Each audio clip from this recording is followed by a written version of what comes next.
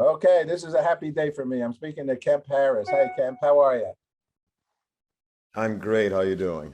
I'm doing good. And thank your grandkids for putting us together. Well, I'm overjoyed and elated. You know, uh, I've been doing this good news for a long time. And one of the biggest reasons that I do it actually is for them and the future generations to Yeah. understand that there is good news. Okay, and that there are nice people in the and that you can see them on television even. And there was a Father's Knows Best.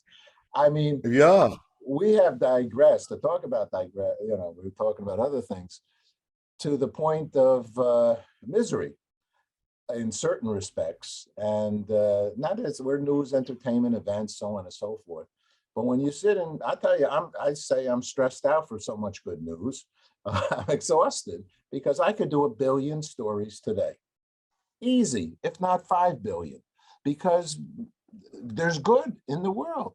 Anybody not hurting anybody Yeah. is good. Yeah. And so, but Yeah. It's you're a just a matter of master of it. finding. You're a master of it. I wore my teach peace because you teach peace. Kemp, let me just give you an intro on Kemp. It's enough about me. Kemp Okay. defies categorization, though, so I don't know how we're going to talk to you, but he is a singer and a songwriter, a master weaver of American musical styles. He is so talented. The reason why we brought up my grandkids is because they saw him at a camp and said, "Poppy, you need to meet this guy. You need this guy is good news, abounding. I don't think of it, effervescently. I don't know if that makes sense, That's but awesome. and so and you've been doing this a long time. I read up about you. I hear you on making music. So tell us a little bit about your background. Or I'm very excited to have you on our broadcast. Thank Yeah, well, I'll tell you, I always looked at myself as an educator first for the longest time. I taught kindergarten and first grade you. for Oh, 40 years. wow. And so that I think that was where I sort of developed my whole set of skills on just interacting with kids and being a teacher, but also as a storyteller. I always had a piano in my classroom so that along with the curriculum that I needed to do, I was always pushing the arts as well because it's so amazing, when you let kids just sort of see how music and storytelling and theater and all that stuff can affect them. It's just amazing. So I sort of combined my careers in that I was a teacher, but I was also an artist at the same time, and I brought both those things to my classroom. So I had done that for a long time, and while I was teaching, I was doing theater at the same time. I'd leave school, run to a rehearsal, do hair when I actually had hair, do hair in the evening, come back to school the next day and do, phonics and social studies and all that. So yeah, but I've always been that dual track of an educator and a performer as an artist. And I was lucky that I could put the two of those together, in very interesting ways. So yeah, and now that I'm retired from teaching, full time in classrooms, but I still go to schools and I do storytelling. So I still get to hang out with kids. I think I keep a lot of my energy from being around, you're around young people. And in the summer, going to summer camps. That's how I saw your grandkids. But yeah, so I'm now full time musician, storyteller. I mean, I'm living the cool life that I've been at for a long time. Yeah. You know what, Kemp? Why don't you do this? We do the World Peace Day concert. I had Times Square, and I invited you even to be part of it some months ago, I believe. And however, due to the COVID concerns, I have Yeah. canceled it. Even though there's a lot of people still doing concerts and here and there, I don't feel comfortable in Times Square where there's really, you know, it is what it is. People from all around the world, and Yeah. I don't know the latest, whether they're masked or not masked. There always seems to be kids. I don't want to be. My conscience won't allow that to be. So Right. Right. I canceled it, postponed it, whatever. However, we'll deal with it. Could you share? But I'm going virtual, and like this. Could you share a story that you feel is a appropriate for peace and love, something that you share with others. We're also talking about water this year because water has become, has always become, now maybe we're recognizing it more. We've been doing that with Pete Seeger, who another storyteller. I don't know, do you have something Hmm. you could share with us that comes to mind? Yeah, it's so interesting. I mean, when I was teaching, I would share, my music with students. I remember when it was time for elections, they had elections in the gymnasium at our school.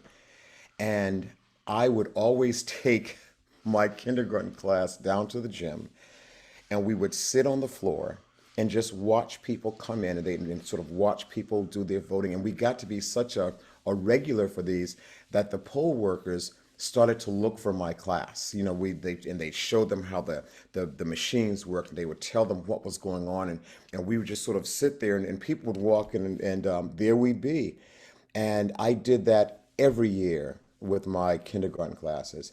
And one of the really gratifying things for me was that one of my students, when she grew up, she got very much into politics and sort of working on political campaigns and working on events that were socially conscious events, and working on conservation, and working on the environment.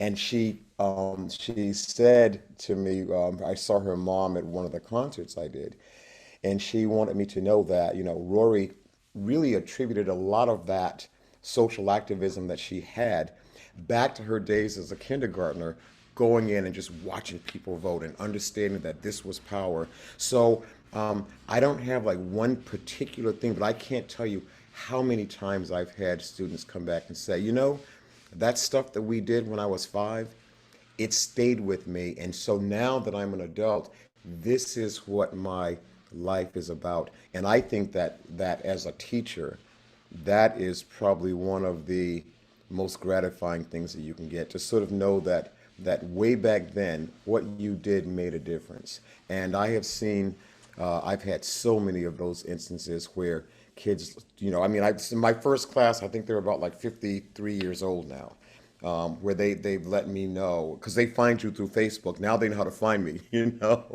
but they've let me know that the things that you did then, they matter to us now. So that there are students who have gone on to work on environmental issues, political issues, conservation, peace efforts, and that is, as a teacher, I can't think of anything more gratifying than that. Yeah, I'm going to share that yeah. with the world. That's our commentary, and we're going to continue talking now. But that is, Okay. I somehow, someone said to me, and I sort of go with it. We basically know 70 to 80% of what we'll ever know for the rest of our life, the importance of things by the time we're 7 years old. Yeah. And I mean, we know from hugging, we know from hitting, we know from love, we know from anger, and those in the end, as you get older, those are the essences of life, the good Yeah. and the Yeah. bad and the ugly, right? Whatever you Yeah. want to say, but you learn that early on. That's why that cuddling and being kind, as you so say, and then wisely have even extenuated it to future on in these people's lives. And you have lived it firsthand. You've heard those kinds of people. I love it. I love it. Tell us a little Yeah, bit I about gotta you, tell you, please. the other thing too is, I mean, the kids that I work with, then I've had the experience where, a child would walk into the classroom and say, "You had my mom when she was in kindergarten." You're like, "Oh, whoa, okay, how old am I now?" But that sense of, it just keeps repeating. It just keeps repeating. It's one of those cool circular, never-ending things of, you just realize the effect that you have. So it's important to know that what you do, it matters. And so you can do great things for people. You can do terrible things for people, and that it matters and that it will come around again. So you might as well be proud and happy with what you put out there. Yeah. It So yeah. might as well be good. Yeah. That's our good news of the day. You just might as well be good news Yeah. because one day, I think that even in the corporate structure, I was a corporate guy, CBS, PBS. I'll make a laugh because if my kids watch, so talk about hair. Yeah. Oh, okay. 70s. What do they say? If you're not if as the door closes, there'll be button kicking you in the butt. I mean, you got to be kind to the people you work with because one day they might be, you know, delivering mail. The next day they might be the president of the company, and a lot Yeah. of times the guy, the girl delivering the mail knows more about what's going on in the company. You realize till later on. Tell us about the music that you perform and that you write yourself. Yeah, I'll tell you, I started way back when I was a kid. I mean, my first memories are of my mom singing, gospel tunes when I was a little kid. And then in school, I was always that kid in the choir and in the a cappella choir. And I was in a gospel choir when I was, in my teens. So I've always liked music, but I just sort of like started playing piano by ear. I can pick read if I have to, but pretty much I'm relying on my ear and what my instincts tell me. So I had influences, I mean, if you're born in 1952 and you grew up in the 50s, 60s, you like every, I think music was so much more varied then. So that I was into like certainly the Motown and the soul, and then I had my whole side that wanted to be in the rock world. I was in the folk world. I said I wanted to go to Woodstock. I just wasn't old enough. But the whole influence of like all the people that I heard, Stevie Wonder, Janis Joplin, Joe Cocker, Joni Mitchell, opera, bluegrass. I mean, I loved it all. Choral music. I mean, I could go to a Catholic mass and hear, like the music of the church and just be brought to tears just by the music of it alone. So music has always been huge for me. And then I was in Cambridge, and there it was in the 70s. There was a coffee house called Reflections, and I had never played out in public before, on my own. And I was with a friend of mine, and he said, I think you ought to, check that out. And I went down and I talked with the owner of the place, and I didn't even want to say it was me. I said, I've got a friend who might want to play. He said, so how would a friend do this? And he said, well, you tell the friend that they would just come down. So I went down, and that was the first time I played for an audience, and they didn't even pay you. They passed a hat at the end of a show, and I think I made like $30, and it was like, whoa, I just made $30 by passing a Right. hat. But that set it off. And from then on, I was into doing theater. I went to play piano for a friend for an audition. And the director said, well, do you sing? And I was like, well, kind of. I did. And I got one of the lead roles in the play. And from there, I mean, it was what I loved doing. And my writing influences have been, like, I mean, Joni Mitchell freaks me out. I mean, the influence that it's had in terms of my folk side. But I wanted to write, and I wanted to just sort of write about my reflections on this world that I live in, so that I don't write to preach necessarily, but I do write to reflect what I see happening in this world of ours. And so sometimes I really live in that world. Other times you just want to like sing something that's good and hot and fun and just dancing around. But I do use my music to reflect who I am. And I've been very lucky in that my audiences, they don't hold me in one particular box. So that somebody once said, if Donny Hathaway and Joni Mitchell had a kid, it could be you. And I was like, yeah, but you know what? My aunt would have to be Janis Joplin, and my uncle would have to be Howlin' Wolf. I mean, so I mean, my influences are everywhere, and and then I had a subscription to the Metropolitan Opera in New York, so I Oh, cover it all. And luckily, my audiences, they don't hold me into any particular box. I'm just free to do what I want to do, and I've had some great experiences, going through. I mean, I got to write for the Alvin Ailey American Dance Theater, I saw that. and to see those dancers dance to your music. It's like, and right now those two guys, Desmond Richardson and Dwight Roden, who are co-artistic directors for a company called Complexions, we're still in touch. But to know that it's all the art. It's just the art. Whatever kind of art I'm doing, I've had some fantastic, opportunities to do stuff, and still getting Still to working. influence and influence what's going on. Yeah. Still working. Still working. Still Well, working. 68 and working. 72 and still working. Uh, All right. All uh, right. 49, and I started early. I only sang it because so there's tremendous similarities between you and me. Because Mhm. I've been playing music since I'm 7, 6, 7, and my mother played the piano, and we were very involved with our temple, as I heard Yep. you singing in the choir, in the choir, and so on and so forth. And those have had an influence, and I'm still playing. I'm playing gigs, and What so what what do you play? What do you play? I play the piano by ear, but I can also Yep. read music, except for the bass clef, which, Okay. which became Yeah, a what is it? thing. Every good boy deserves fudge. That's how I remember every good boy deserves fudge. EGB, that so But it's the coordination of the two. Somehow I play the chords on the left hand, and I can hear it play any song like you. I can, and I play genres like you. I'm yeah. very, so, and I'm a saxophone player too. Was my main instrument. Oh, I we started gotta early. work together sometime. Let's gig, man. I'll I'm send here you in the some of my city. I stuff. got a piano. I don't know where you are, but you're welcome to come over and do some music here, my home. Yeah, Uh, I'm in Cambridge, Mass, but hey, I'll travel when it's all good. When it's all all right. good. Yeah, of course. And the same. I like him in Massachusetts. So, but I wanted to ask you because I grew up near Marymount College, a Catholic school with nuns and so on and so forth. And I'm have become, as a result of Peace Day, joined the seminary and became an Hmm. integrated all faith minister too. And so, but I wanted to ask you because I think that the cantor at the temple had some effect on me also. Now that you brought it up, you sang Yeah. in the choir. Do you think? And then we were talking about young age. Do you Hmm. think that early, or less? Did you have parent? My mother could devour the piano. I mean, Rachmaninoff, she could play piano like you, like no, unbelievable.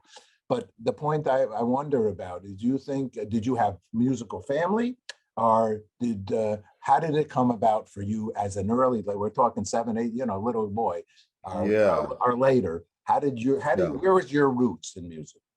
It was definitely in the church. The church. As Okay. my mom was in a gospel choir, they had a group called the Gospel Echoes. Uh-huh. And I didn't realize it, but my sister said that she remembers when my mom, because I was older than my sister by 10 years, and I had sort of, already left home. She remembers traveling, through the South with my mom in the Gospel Echoes, to different churches, and they were kind of like known, and they had a little record that they did. But my mom has this strong alto voice, and to this day, she's 92, and she just sang at a church service last week. But she still has that rich, you know, alto, and that was the music that I heard, like all these spirituals. And in fact, there was one song that she always sang called "Didn't It Rain?" And so when I did my second CD called Edenton, it was about the little town that I grew up in, North Carolina. Um, and it was sort of like an adult's look back at this small segregated town, and just what my thoughts were around it. But when I said, I would love to do that song, Didn't It Rain, a cappella with my mother and my aunt, So we go into the studio, and it's my album. So, I'm gonna do the song. And my mother says, I'll sing that for you. I'll tear it up for you. So she does a version, and all the guys in the band were like, "We like your mom's version better." And it's like, what?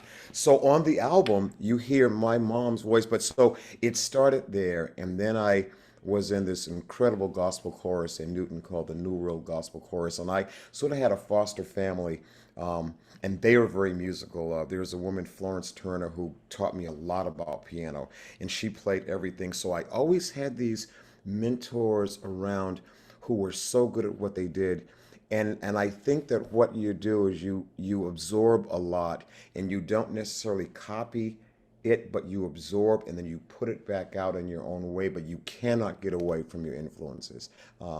because they're just part of you. They're who you are. But yeah, so I had fabulous music teachers in junior high school and high school. Like I remember I had a music teacher, Mrs. Sewell, and for some reason I had a very baritone bass even in second grade, seventh grade.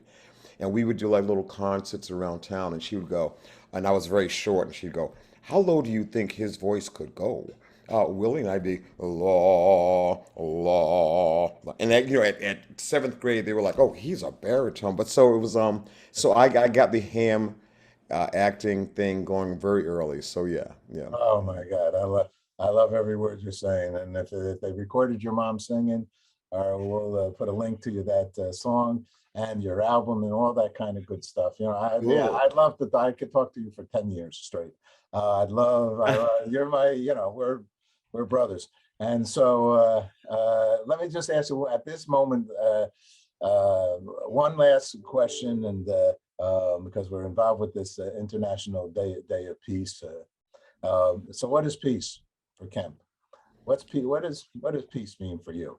Yeah. Well, I'll tell you, the world has changed so much, and and as you said, there is so much good in the world, but you have to keep working at it, because there's so much on the other side that so concerns me in the world right now. So when I see people really striving, one, to just um, take care of this earth that we live in, first of all, but I'm hoping that as we continue to grow and as we continue to evolve, as this country that we live in, and to just become more accepting of just all people, various, what your religion, your race. And I think that we are sort of headed there. I think there's a generation coming that's saying, you know what, we really are a little bit over all the the striation and all this division that we've got. It's a little scary right now, but I think that we're working towards a space where there's a generation coming that's saying, you know what, we've had it with that. We've had it with that division, and I know that there's real concern these days around, well, what if we lose what we've gained? What if when one group feeling, well, we've got to maintain what we have or we're going to get lost? It's not getting lost. It's just learning to be and to share with each other, and to not fear letting go of what you have, that it might give you something better for everybody. And I think that we're heading there. It's going to be a little rocky for a while, and I get that. But I think the ultimate end is going to be that we're heading somewhere better. And I have a lot of faith in a younger generation that is going to just say, you know what, all those ideas of the past and all the division, the separation, and the who's more powerful and who's we're going to be done with that. We're going to move for something better, and that's what I'm hoping for, because we have to. You have a world where, between climate change and just what's happening politically and what's happening in terms of government, it's we have to do better. We can't sustain what we've got. And I know that there are younger people who are they're gonna make it happen. They're gonna make it happen. And I think it's combining those folks, and then folks of our generation too, who are helping foster that change. I'm hoping that in my life I've done things to help bring that around, and I know that I have, because I see the young kids I work with. Well, they're not young anymore. I'm old. You know what I mean? But it's coming. It's coming. There's a song. There's a new world coming that I do, and I really believe that it's coming. It has to come. How's It's that going to song be go? hard for a bit, but it's got to come. How's that song go? There's a new world coming, and it's just around the bend. There's a new day dawning. This one's coming to an end, and it just goes on. I think the Mamas and the Papas did that way back. Mama Cass did a great version of that. I know there are young people saying, "Mama Cass, what is he talking about?" But yeah, but it's a beautiful song, and yeah, but Great. it's coming. Yeah. Yeah, the mamas and the papas. Okay, thank you. But yeah, but it's coming. It's coming. Okay, that's beautiful. One of the mamas and papas is in our piece show. So I love you, and you are fantastic. You are the the true soul of our humanity. And I couldn't be in more joy. I thank my grandkids for telling me about you, because they are so right on. You're just all about the mission of goodness. Thank And you. you maintain that, brother. Where do people find you? You have a website, and what are Yeah, those? I do. They can go to www.kempharris.band, and that's my website. But if you Google, it's really odd. If you Google my name, there's more stuff about me on the web than the internet than I even knew about. It's kind of scary, actually, that there's so much out there. But Google my name. You can go to YouTube, put in Kemp Harris, and my videos will fly up. So yeah, I'm out there in the world. I don't know how to technically do it myself, but I'm out there. You surround your people with people who know how to do tech, I and was then you're good. Our brains are like this. And usually those kids are 10, 20, 15 years old and younger. Oh yeah, yeah, yeah. A camp crowd. Your grandkids could probably do more than we ever will know. They helped me create Woodstock. I did Woodstock, Kemp. I did the 20th anniversary with Richie Havens, Freedom, okay? Yeah, yeah, In 1989. We'll talk about that at another time. And they shared good kind of things by, put this Star Wars or put this Nickelodeon cartoon, because it's yeah, those youthful programming.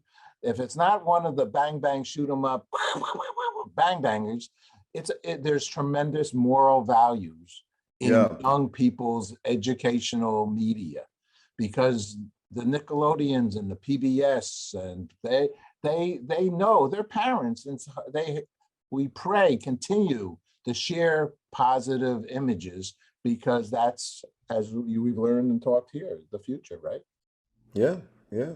I went to that Woodstock, the when they had the first Woodstock reunion thing that was in New York, someplace. I went to that. So, and 25th, I right? got to see Joni Mitchell play. I've seen her, Yeah. so it was one of my moments. I didn't get to go to the first one, but I did get to go to the second one. I didn't get to go to the first one. I was a nerd. I was the president of the class. We were jumping in a pool in tuxedos at somebody's wedding. We saw all these cars, 684. We said, "Where are all those cars going? What's going on?" I was with a bunch of nerds as well. You sort of were almost like a hippie if you went to Woodstock. Yeah, And yeah, yeah, yeah. we just weren't, for whatever reason, and we didn't know about it, and forward motion. But I just lost a good friend, and a very wonderful friend, and Bill Levine. I'll mention his name. And Bill did go to Woodstock, and he. I'm sorry to, it's coming up today because they're going to have the whatever, all this stuff. And I love Bill, 89-year-old man. All right, married to Oh, Sarah Beth, who has some restaurants here in town. And they've been in this neighborhood I've been here 35 years, Upper West Side. And Bill talks about Woodstock. And he talks about, he came up, he was at a government job, and he had his car was like a all black, very unassuming car, because he worked for that kind of department. He drove it up there. So he said, all the young kids would say, "Hey, narco fuzz, hey, narco fuzz." He goes, "I don't know what a narco fuzz was." He was 35. So he was like the oldest one there. And then he got stuck in the mud. And wow. and then all the young people helped push him out. And I said, "How was it?" He says, "Everybody was sharing food. Everybody was nice." And somebody ran over to him, he said, "You look like Nelson Riddle." Nelson Riddle. He didn't know who he was. In any case, some older person. Life is so good when you have a positive attitude, right? Yeah, yeah. And that's what you exuberate. And Wow. it's all good stuff, brother. All right, we're going to do some good things together. All righty. I look forward to it, and thank you so much for this interview. And yeah, I'll see you on the other side when things get better again. When Okay. as we because the COVID thing, I don't know what's gonna happen, but when it works out, I'm coming to New York to hang out. Okay. And I'd like to come up to Boston. I spent many a good day in my in Boston with my daughter and my sister going to BU and so on and so on. Right? Oh, So I went to BU. there you go. School of I went to BU Communications. alone. I went to School of Education. Yeah, Oh, all right. graduated So in 1970. Yeah.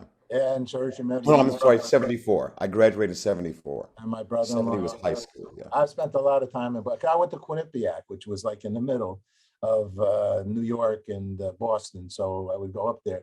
We had a great jazz festival at Quinnipiac. It was a Quinnipiac College Intercollegiate Jazz Festival. We had great professional Clark Terrys, Brubecks, and an array of great musicians Wow. involved. Stan Kenton's. I mean, it just just we're blessed guys. We're just so lucky. I'm gonna knock a lot of wood here because Yeah, I'll we do the same. we're we're really we're lucky dudes. So Ken, thanks so much for sharing, and I look forward. Hold on a second after we finish. So thank you very much. Okay. Paul, thank you so much.